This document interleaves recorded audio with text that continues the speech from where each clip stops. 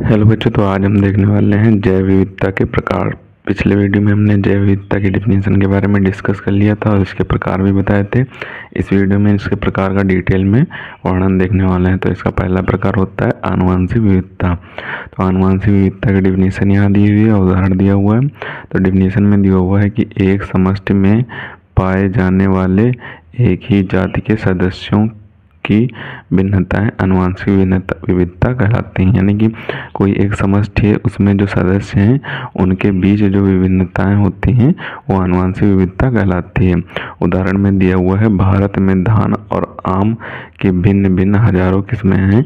इसमें विभिन्नताएं बहुत ही सूक्ष्म रूप में दिखाई देती हैं। यानी कि धान की और आम की हजारों किस्में हैं इंडिया में, और इसमें जो विभिन्नताएं हैं बहुत ही सूक्ष्म रूप में दिखाई देती हैं। लेकिन अगर एक प्रजाति का एक विशाल क्षेत्र में विसरित है तब यह व्यापक आनुवंशिक विविधता दर्शाती है।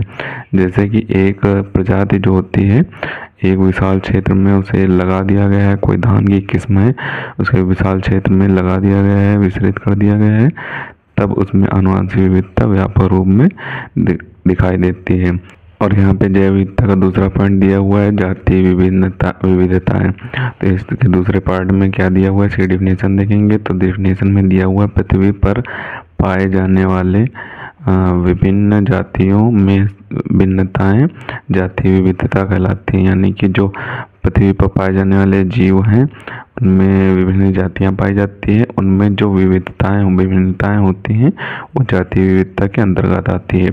इसके स्पीशीज विविधता होती एक महत्वपूर्ण इकाई है और किसी विशेष क्षेत्र में जातियों की संख्या जाति संपन्नता कहलाती है। अगर जाति संपन्नता की डिफिनेशन पूछे तो आपको ये यहाँ से यहाँ तक लिख देना है।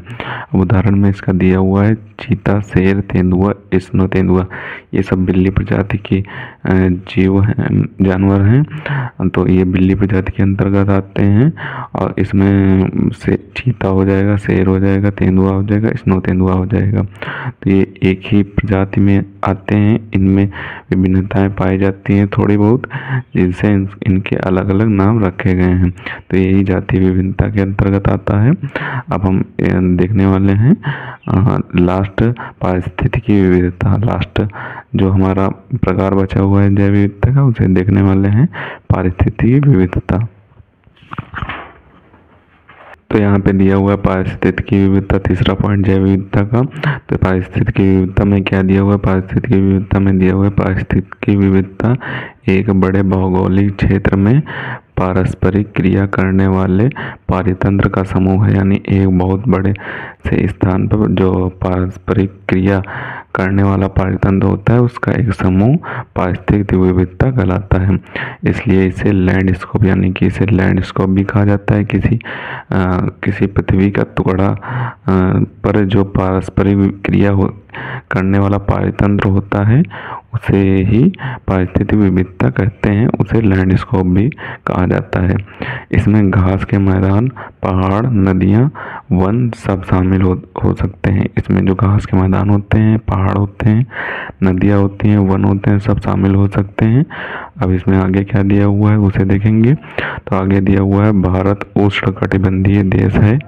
यहाँ वर्षावन, आर्द्र भूमि, ऊंचे बर्फ के पहाड़ यानी कि हिमाच्छादित को बर्फ के पहाड़ कहा जाता है, पर एनफाइनमेडो, एस्टोरीन और मरुस्थल जैसे जैव विविधता दर्शाने वाले पारितंत्र हैं।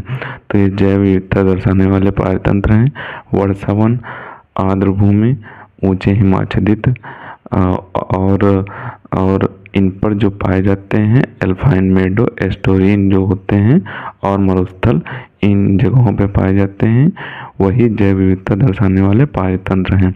तो सबसे पहले आप इसका स्क्रीनशॉट ले लें, इस पार्ट का भी स्क्रीनशॉट ले लें।